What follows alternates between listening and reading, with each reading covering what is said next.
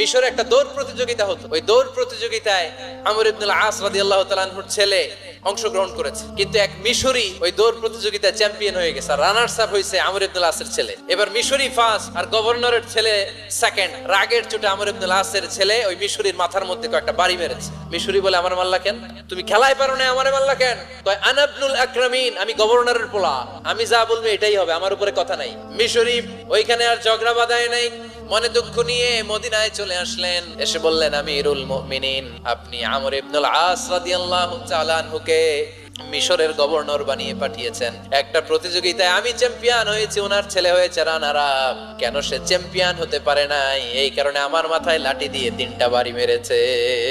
বিচারটা দিছে কার দরবারে? কথা বুঝেন নাই বোধহয়, ওমর ফারুকের দরবার। ওমর ফারুক বললেন, তাই আগামী বছরের অমুক তারিখ আমি সব গভর্নরদেরকে ডেকে হিসাব নিতে, ওই দিন তুই থাকবি, পারবি না? মিশরে বলে, পারবো, মানে অবশ্যই পারবো। ওই দিন